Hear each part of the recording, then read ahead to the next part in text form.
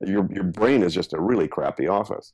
And most people are still using their head as their office. And they're driven by latest and loudest. I just never seen an exception to that. Do you want to impact the world and still turn a profit? Then you're in the right place. Welcome to Growth Everywhere. This is the show where you'll find real conversations with real entrepreneurs. They'll share everything from their biggest struggle to the exact strategies they use on a daily basis. So if you're ready for a value-packed interview, listen on. Here's your host, Eric Sue.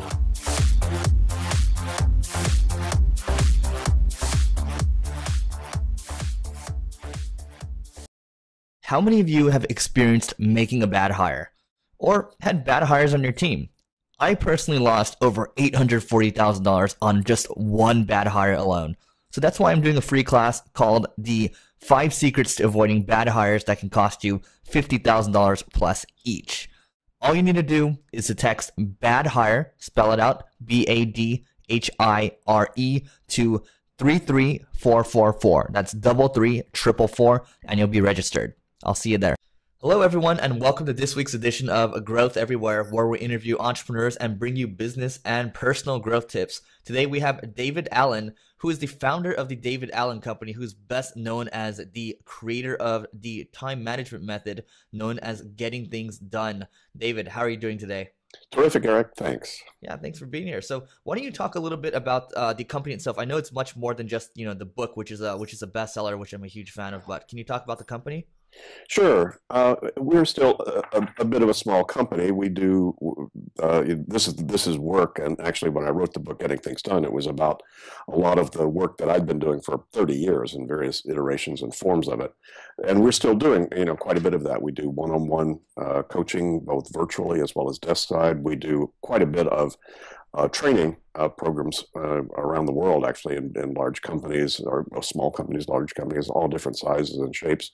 And we do that usually within the, sort of training and development world around the Getting Things Done methodology. And we have various, audio products about that as well. And we are now franchising our training program around the world. So we're in the process of setting up exclusive franchisees in most of the major countries. So that's a lot of what we do. Awesome. Now, can you explain the GTD methodology to all the technology people that are watching or listening? Sure. It's really there's 2 aspects of getting things done. First of all, you need to know what done means and what does doing look like. So that's a sort of a cognitive framework that actually requires a little bit of horsepower to actually think through. But to simplify it a little bit, it's really about two elements, and that's how do I get things under control, and how do I get things appropriately focused. So there's a couple of different dynamics about that. You get things under control with a 5-step process. You capture and then clarify what you've captured.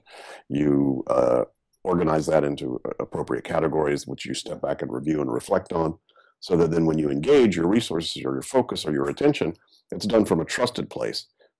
Being able to see essentially all the different elements of your commitments and where you are in space and time. So that's how you get things under control, and that's a 5-step process.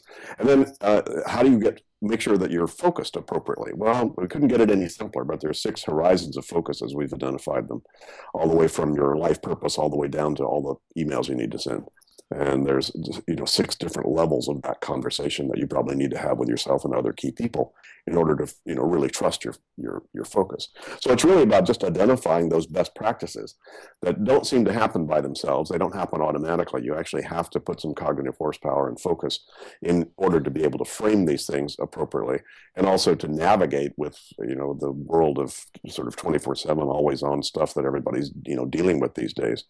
So that's in a nutshell, that's really what the thought process is. Okay. Now, can you give me an example of how you would apply this methodology to, just say something you had to, take care of this morning? Well, sure. It's really about, well, the first thing that I do is I look at the hard landscape. which is my calendar. Calendar says, okay, what commitments do I have that are specific to today and specific to times? What else do I need to know or do today? And that's the first thing to glance at. So I know what the hard landscape is. I know how late I can sleep, and then navigate everything else around that. And that's, I try to plan as little as I can get by with. I like to be spontaneous, follow my intuitive hunches. But I've got then several things that are on my list to do that have some time, not so much urgency, but they have some time factors to them. So those will, have stepped up in terms of my priorities. I got surprised. I got an email this morning. It turns out that two of my trainers are actually certifying some trainers very close to my hotel here in Santa Monica. So that was kind of unexpected. It's great. But that was, that's the spin that, when you really apply the getting things done methodology, it allows you a lot of space and a lot of freedom to be able to then change course, quickly, redirect, refocus. I'm also looking at my red traveling file folder called my in basket. It's got some receipts in there that I need to process. Then I was cranking through some emails a little bit earlier, and not leaving them in, but deleting the ones I could delete, and handling the 2-minute ones, and negotiating the rest. So that's how I do it. Okay. Cool. So this is, it sounds like, all the, the best practices, the processes, it's all in the GTD book, which you now have a revised copy coming out in, was that 6 days? Yep. Yeah, it'll be out. I really actually totally rewrote the book, though a lot of the language and a lot of the methodology is still the same, but I wanted to update it in terms of my perspectives, as well as some of the languaging and some of the examples that I use. And also, I've matured a good bit in terms of how I see this getting things done methodology and some of its subtleties. So it was an interesting rewrite. But it won't look real different for people that are very familiar with the book. There are some subtle differences in terms of the language, and as I say, a lot of what we've discovered is that the getting things done methodology is really a whole sort of lifetime and a lifestyle. It's not a single sort of transactional event. It's really something we've watched people over the years as they get more mature with this methodology. There's a real trajectory of a path of mastery in this, and so describing that, I've added 2 or 3 chapters to the book. Got it. Okay. Yeah. And the book, the book itself, it's almost become a movement. You yourself, you have over 1 million Twitter followers, and it's just, every entrepreneur that has, their processes down, so we'll talk about the whole GTD method. So how did you, make GTD what it is today? How did it get so big? Kind of by accident, quite frankly. It was sort of the little brand that sort of ran out from under me. We were just using GTD as the letters GTD as a shorthand ourselves internally in our staff, and somehow somebody picked it up out there, and it just struck a nerve. And when it showed up in paperback in 2003, that was when the blog world sort of caught on, and that's when this methodology hit a nerve in the tech community, and that spread it pretty fast globally. So I think somebody just did a web surf and said they got 7 million hits when they did GTD. Part of that's the Volkswagen brand. There is a Volkswagen car out there called GTD, but yeah, and over 300 apps, last count, have been created not by us, but just by somebody out there that says, hey, this is, if you really want to do GTD, use my app. So yeah, it kind of just took off. I think part of it too is because it took off because the tech community spread it. The tech community, they're almost as lazy as I am. And True. The tech world, the whole world is designed to be, they're the hardest working people about how to make life easier. Yep. That's what the tech world really is as an industry. And also the getting things done methodology is tool independent. So what it did was it allowed people to actually utilize their own, favorite gear and their own favorite tech and their own favorite apps, but it let them turbocharge it with this thought process. I think for all those reasons, that's why it spread. And I think it was probably the prime catalyst for the whole life hack movement. So, and that sort of took off as well. All right. Now to date, how many copies have been sold? don't actually know. There's so many international there. It's in 30 languages. Wow. Our best guess is about 2 million. 2 million. Wow. Yeah. Okay, cool. So, we talked about a little, or I think you might have alluded to this a little earlier. I mean, entrepreneurs are very ADD by trade. There's so many opportunities flying around. People want to do business all the time, and we're all told to focus on the big picture. But it's so easy to get distracted. I mean, I have stuff flying around all the time, and even though I have processes down to follow, it's really easy to veer off track. So, how do you have you ever gotten off track before, and then how would you get back on track? Well, I get off track regularly. I mean, I think if you're not getting off track on a regular basis, you're probably not playing a big enough game. It's like, how do you know if that track you're running down is your intuition telling you there's something around that corner that might be interesting, might be valuable? So I don't think there's anything wrong with that. But I fall off regularly. You just don't want to stay off. You just want to recognize when you're off and go, oh, wait a minute, let me get back on again. That was a wrong rabbit trail. Or let me get back on in the driver's seat. And so the getting things done methodology is very much like the ankle tether for surfers. The more that you can trust that you've got a tether on your ankle so that you won't lose your board and you can get back on whenever you need to, the bigger waves you'll surf. So the more that you really understand the getting things done methodology, how to get yourself back in control and back focused when you lose either one of those, that's what's so cool about it. It's not about always being in some sort of sartorial or satori zen on the mountaintop. Nothing wrong with that. But it's really about being able to navigate yourself back into control if you happen to lose it.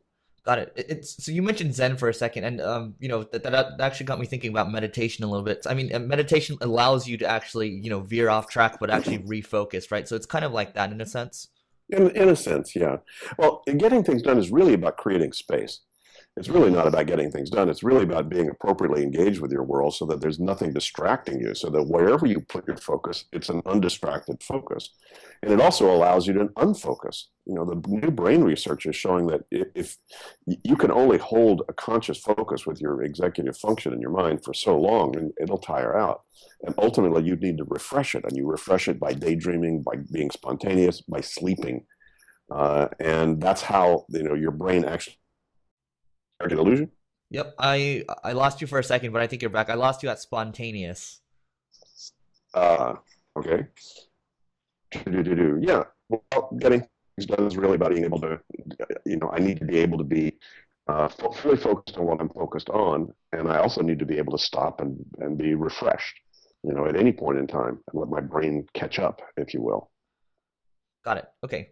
So, one thing you mentioned, and I looked at another interview, you said 80% of what people say in their head is negative. What should people do about that, or what can they do about that? Well, you can, somehow we love to beat ourselves up more than anybody. I mean, as I say, what if your friends talk to you like you talk to yourself? Hey, Eric, you dumb guy, that was really stupid. Come on, we do that internally. I think, learning to reframe your own self-talk is actually something you can actually practice and something you can get better at. So, thinking affirmationally, thinking in positive outcomes, thinking about, okay, how would you like it if life was the way you wanted it to be? That doesn't necessarily happen by itself. I think I read a statistic many years ago that if you grew up in a healthy American home, like in a that was not dysfunctional, at least 80% of your feedback was negative. Don't do that. You're going to hurt yourself. So that it makes sense that we've internalized the sort of negative critical course correction that we were given probably growing up. Okay. Now, what can people do around that? I mean, I know for sure I beat myself up all the time, and I actually think it's kind of productive for me. But I can see it being shifting in the negative direction quickly. Yeah, I mean, there's nothing wrong with being self-critical in a healthy way. Like, wow, there's a course correcting yourself and learning from your mistakes. I mean, all that's good stuff. I think a lot of it just depends on, are you in expansive mode, or are you in contraction mode? So to me, that's the criterion. If I'm doing something or engaged in something and I feel like I'm expanding myself or growing or it's somehow it has a positive directionality to it, that's cool. If whatever I'm doing, if I feel like I'm contracting, I'm hunched over, I'm I get too wrapped up, around my own axle, internally. But learning to recognize those states and recognize when you're in one, and then being able to sort of course correct that is really useful. Got it. Okay. I think also that a lot of the new brain research is showing you really just need to move. You need to move around. I mean, we can get really wrapped around ourselves pretty easily, and probably 90 minutes is about it in terms of you being able to really focus on any one thing for any period of time. You need to get up at least for 5 minutes. Take a break, stretch, walk around the block. Do something like that. So I think being able to shift gears is oftentimes one of the best ways to get out of those sort of negative habits. Got it. So the whole ADD where you're kind of jumping everywhere thing isn't that bad based on what you're saying. That's kind of what I'm getting. No, it only is not that there's anything bad. It's just it's a syndrome that you may find yourself not then accomplishing stuff that you want to accomplish that requires you to be a little more focused in terms of what you're doing. So, if you have that tendency to, bounce around to a lot of things, you just need better strategies. Sometimes your strategy is to limit how many things you stick in front of yourself. As I say, I can resist anything but temptation. So just shut down social media. And that's one of the problems these days. And there's a new book out, by the way, called Brain Chains. 2 words, brain chains, as in chains around your brain, keeping it from being optimal. And a lot of research is now showing that, don't kid yourself if you think you can multitask. Your switching costs in terms of your head, are huge. And you're going to sub-optimize yourself. Not only that, but all that social media and constant 24/7, with your smartphones and all that stuff is highly addictive. Even there's a study that's shown even just thinking about what text you might be getting on your smartphone gives you a dopamine rush. So, guilty, very guilty of that. So just having it close by, so oftentimes the thing to do is just, give yourself go on a social media diet. Just don't take your phone with you. You mentioned social media, and I took a look at your Twitter feed before, and it looks like it's really active. So is it you managing it, or do you have someone else managing it? No, I do it. I do all my own stuff. But to me, Twitter is like a cocktail party. I like Twitter and I like Instagram just because it's kind of fun to play in them. And I just don't feel particularly obligated one way or the other about that. It's just something that I do when I feel like doing it. It's like a cocktail party. Got it. Okay. And is, doing these podcasts part of the cocktail party a thought as well? Because, you do a ton of podcasts, and I'm wondering why. Well, come on, GTD helps the planet. Anybody, this is not, GTD is not like running with scissors. And one of the reasons that I still am so enthused of doing it, I'll be 70 this year. It's like, wow. One of the biggest miracles is that I still stay so involved and engaged with this stuff whenever I get a chance to talk about it, because it's such powerful information. And over all these years, nobody has ever said any part of it is wrong. Everybody says, "Oh, it's right. I just don't do it." So the biggest issue is people, not building these as sort of automatic habits in their life. Got it. Now, do you feel like it's you said you're turning 70 and you still have all this drive. I feel the energy from you. Do you feel like it's almost as if, I've heard someone say before, I asked him, why do you help people so much? He's like, and he told me, Eric, honestly, it's like a drug. So I wonder how you feel about that. I don't think too much about it. I mean, it's really nice to be doing stuff that that helps people. I don't know. I just kind of wired that way. It's lovely to have a profession that has created so much value out there on the planet, and it's great. We get feedback every day from people around the world saying, "Wow, this changed my life." Absolutely. And the neat thing about it is it's not something that you have to go do 100%. I mean, any one little aspect of this, even if you just implement the 2-minute rule, if you don't already have that habit, will give you an extra 6 months to your life. So let's talk about the 2-minute rule. What is that? Well, as soon as you decide what the next action is on anything, that you can actually complete the action in 2 minutes or less. If you're ever going to do it at all, do it then, because it'll take you longer to organize it and look at it again than it would be to finish it the first time it's in your face. So 2-minute rule is great. Got it. Yeah, if the audience wants to take away anything from this podcast, that's take away the 2-minute rule. It's saved me a ton of time. So thanks for that. Oh yeah, no, that's right. Okay, now David, I'm sure you have you have all these productivity like processes and tips, but what is your absolute top productivity tip? Your head is for having ideas, not for holding them. Okay, what do you mean by that? I mean, if you've got something potentially meaningful that you think you need to do, finish, take care of, would, could, should, ought to, might want to, or whatever, if you can't finish it that moment that you're having the thought itself, then you better get it out of your head. Because if you leave stuff like that in your head, even as simple as, gee, I need cat food, you know, but the amount of brain space I need cat food takes up and then starts to spin around in there, it has no sense of past or future. You'll wake up at 3 o'clock in the morning thinking, oh, damn, I need cat food. You know, when you can't do anything about it. Your brain is just a really crappy office. And most people are still using their head as their office. And they're driven by latest and loudest. I just never seen an exception to that. Got it. So being able to externalize it, and the cognitive scientists have even identified that as building the external brain. Anybody that keeps a calendar is already doing that. You know, why not do it all in your head? Well, because your head can't manage that kind of detail. Well, duh. You know what? Why do you think it's different with the rest of your life, and you only do it with your calendar? Most people do it with their calendar because the punishment, the downside to screwing up on your calendar is pretty big, right? Right. Miss an appointment, something, those are not, those aren't fun. When you make an agreement with yourself, it's still the same thing. It's just more subtle in terms of not keeping an agreement with yourself, or forgetting that you told yourself you need to, or having that vague sense that you ought to be doing something, just forgot what it was. Those are not fun to hang out in. Totally agree. Yeah, yeah, I totally agree with you. I mean, there's really no exception. I think this is why. I mean, it all comes down to process. I mean, I think I heard a quote before. It's 95% of the time it's a process problem. 5% of the time it's a people problem, right? So shifting gears a little bit here. I mean, can you tell us about one big struggle you faced while growing the GTD company, or the David Allen company, or just growing the movement in general? Well, I think the biggest issue is a marketing issue. I solve a problem that most people don't realize they have, or they don't realize that it could be solved. Most people, last thing a fish notices is water, and the last thing people often notice is how much stress they're actually in, because they're in it so consistently. Got it. Okay. So that's the biggest issue that we have, is being able to convince people about that. As I say, it took me 25 years to figure out what I'd figured out, and then probably the rest of my life to figure out how to actually distribute this to the world and get it to stick, in terms of people actually being able to do it, and make it an ongoing sort of lifestyle habit.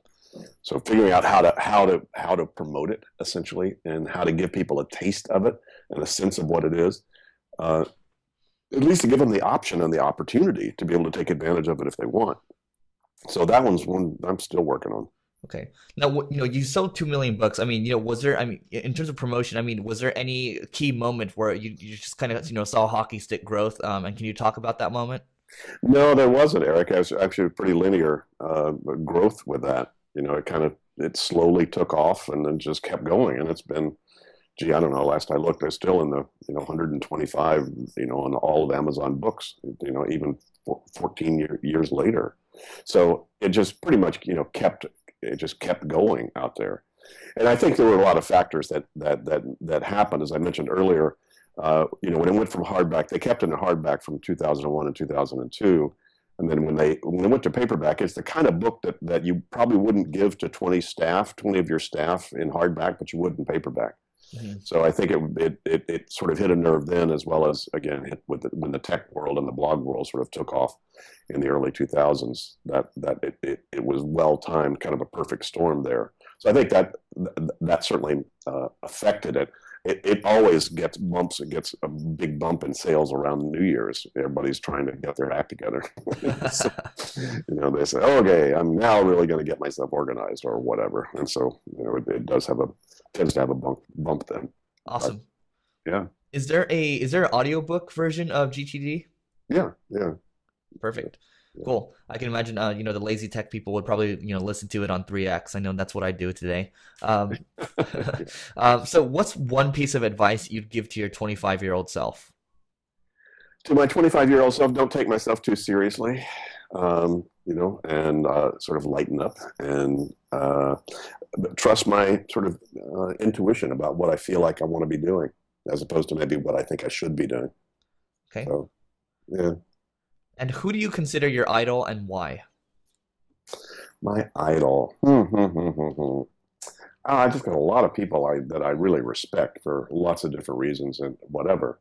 My spiritual coach and mentor, a guy named John Roger, who just died last year, was really probably a very bright light in my life, and certainly was a very helpful sort of big brother and guide in my sort of spiritual or inner journey. And he was certainly modeled and that better than anybody that I know. So I hung out with him.